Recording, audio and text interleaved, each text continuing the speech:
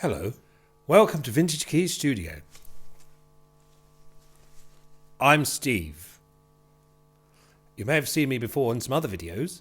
If so, hit like and subscribe. Today, or this evening, I'm going to be showing you the Ondioline, or the Ondioline, depending on where you're from.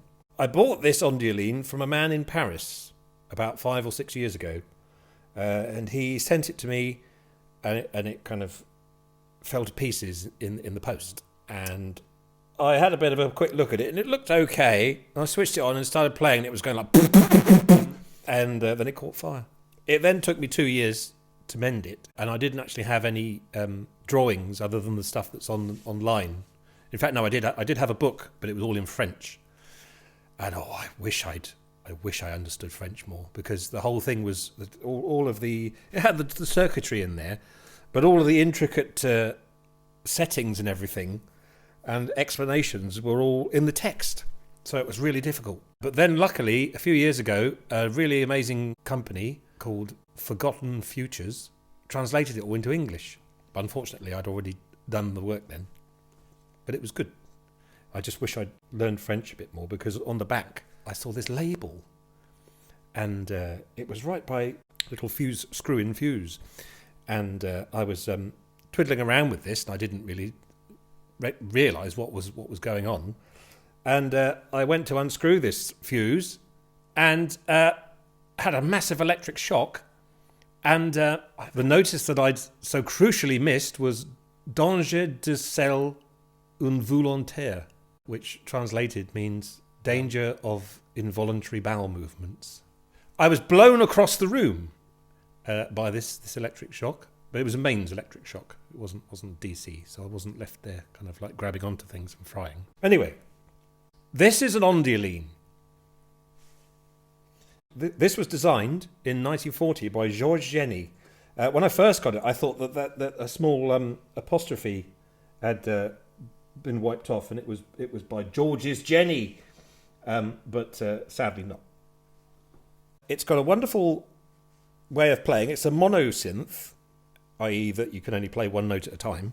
And the keyboard is quite unusual, because it's mounted on springs, basically, which enable you to play the notes and then add a vibrato as you're playing.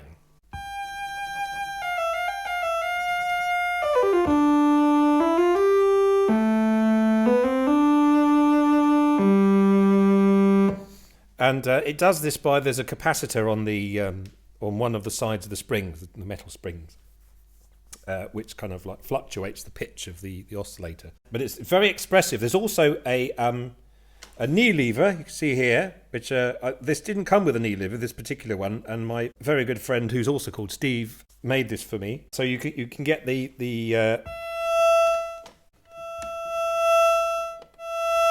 you can see you can adjust the volume.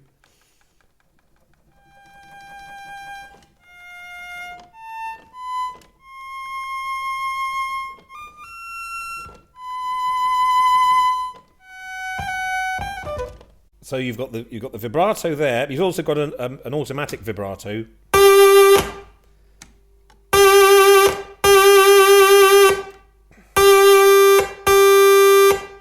On here, that actually is the power switch, but I disabled that, or have at the moment anyway, because I found it was a bit dodgy, so I got rid of it. It's obviously all valve, because it was designed in the early 40s, and it comprises of 3 units. You've got, in the base of it, you've got the amplifier, which is very similar to like a bog standard, like a Mullard design amp, and then you've got the tone generator circuit, which is all in like a chassis inside here. I've modified this quite a lot, because I've done all sorts of things to it. But you've basically got all the sounds are made in this section, just inside here. And there's this quite nice, in my one, I don't know if they're all the same in the other ones, but this one's got a nice kitchen cupboard door on the back, where you can open the door and you can see all sorts of bits and pieces that could kill you, which I think is quite nice. This one's a bit of it's been butchered slightly by me, but just to get it to work, really. This is the tone generator. This is an Allen key with a piece of tape. I overhauled the whole thing there, and it's all working nicely now. And then this is the amplifier. I've modified the amplifier quite a lot because the original one that was in there was completely useless. So now this one basically just provides power to the rest of it. And then I've built a little transistor amplifier here, which then, or a preamp, which then sends the signal out, and then you can plug it into another speaker. But you can use the speaker in this one as well. But as you can see, it's seen better days, and it's fixed together with bits of tissue and glue, but it still works. And I got a new power transformer made for this one because the original one was knackered. This was made by a very good company who are actually in Poole in Dorset, called Majestic Transformers. They made an exact replica of the original, which I was very... And they didn't even look at it either. I just told them what it was. Very good. I won't go into all the technical details on this thing because we'll be here all day. The main reason I bought this was so I could play the bloody thing. It's got quite a wide range of sounds. You can get like an incredible bass sound on this, which I always quite enjoy.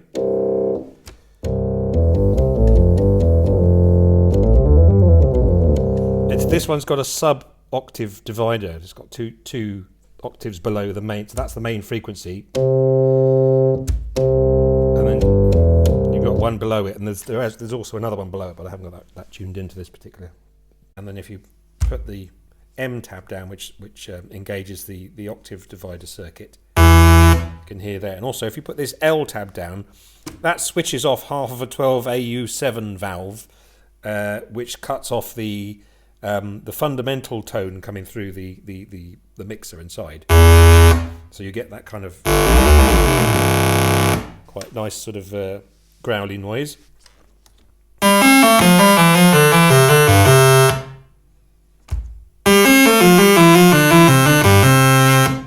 And you can obviously change these switches here will alter the tone and the loudness. Similarly to the Univox design, it's one of those things that doesn't have any gain stages for the filter. So every time you press a filter down, you lose volume. So that's the thing. That's the thing there, without any filters or anything going on. And then if you listen, you can add the extra filters in. And at the beginning of the video, you heard me. Or you saw me wiggling my eyebrows, making some sounds, and that was using these controls here to get that kind of sort of sound. So the original idea behind this was to emulate the sounds of orchestral instruments. And the original book, and this is quite a nice replica of the book by Forgotten Futures, New York. It's got all these things in there, sort of, shows you how to get various different sounds, roughly various different sounds, based on which switches you put down. So, for instance, this, according to this book here, this should be a jazz trumpet, but it probably doesn't sound much like one because I've modified it quite a lot. Vaguely.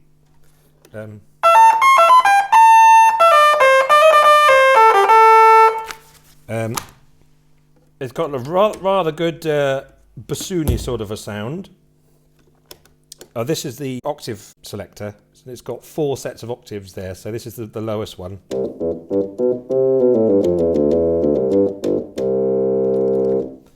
And then you got that. So it will go. Top one is a bit.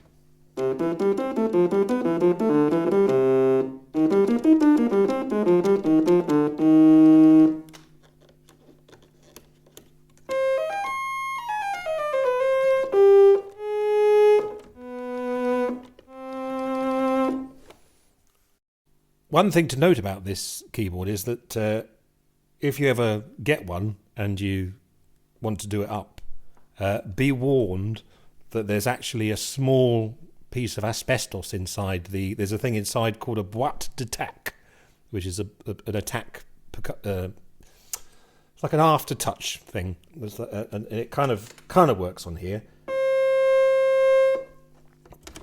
Hang on.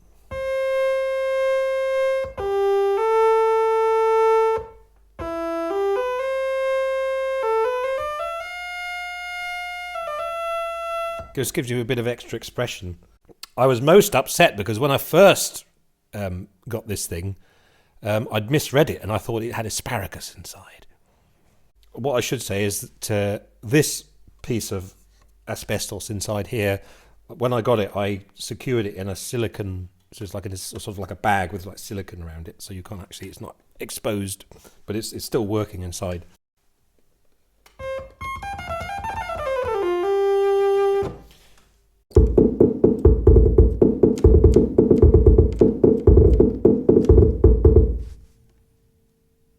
Does that.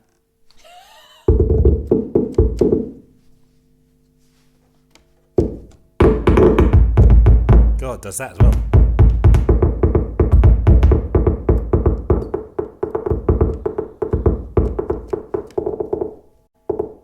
It's the percussion strip. When I first touched that, when I first had it, it gave me a massive electric shock. You can also have notes playing on this and it would trigger the note.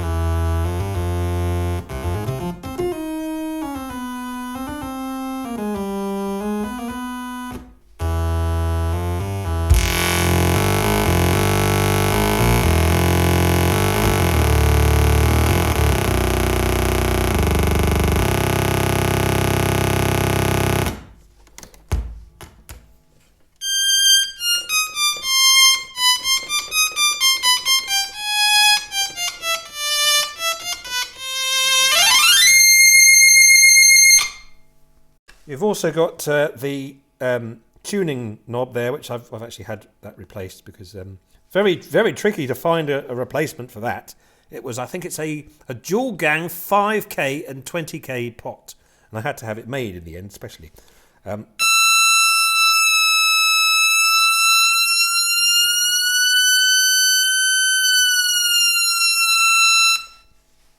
Hours of fun. In fact, that would be quite nice with bass on it. Without anything on, we'll give you this quite bright sound. With the C down, you get a more mellow sound. And then I'll leave out D because that starts off a repeat effect.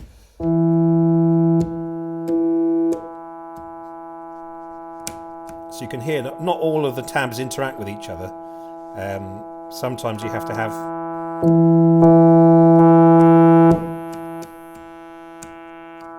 It's very subtle. the...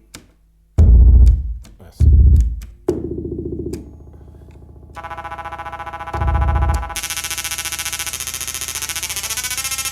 So that's the repeat function, which similarly to the Thyratron circuit in the Univox J6, it responds to the vibrato circuit.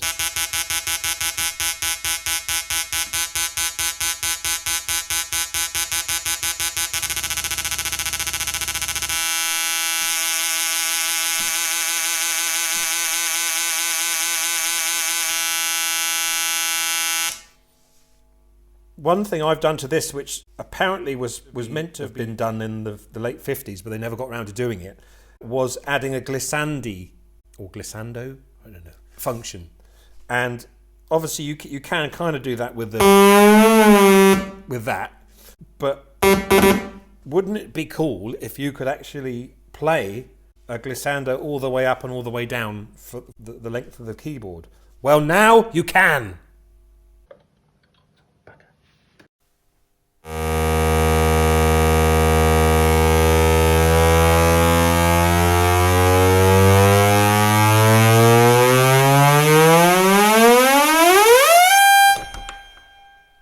There we go.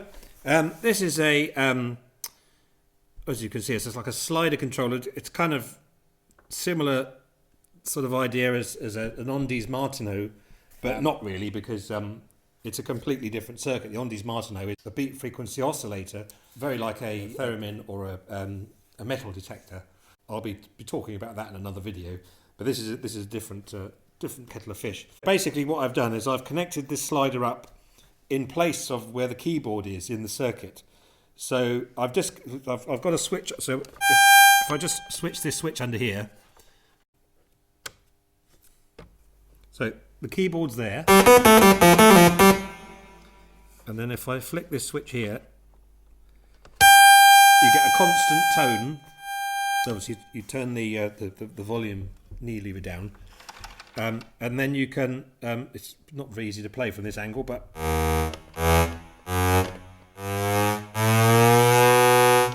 you can get a really nice thing I've been doing recently is recording bass sounds on it.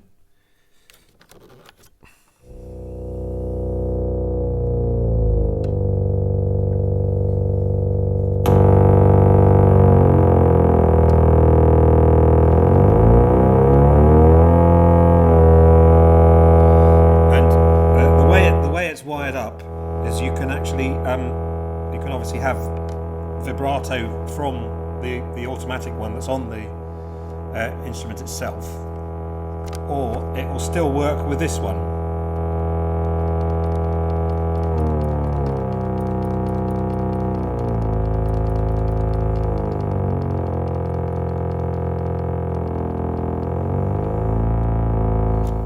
The pitch is a bit hit and miss on this because it's starts down there and you've got sort of quite nice gaps between each note, but then the closer to the end of the resistance you get, because it's basically just a potentiometer in here,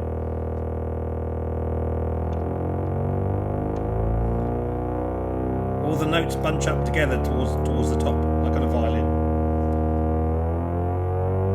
Well, I've been thinking of a way to kind of adjust it with gears and levers and things, but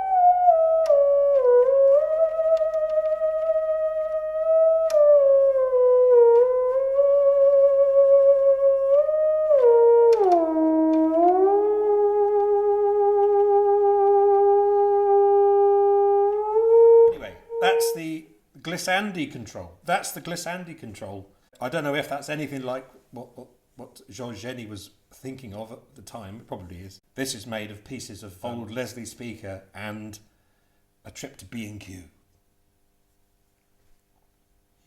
Somebody accused me of stealing their shelf as well. And I did. This was my own piece of wood. It's 10 past midnight and I can't think anymore. Good night.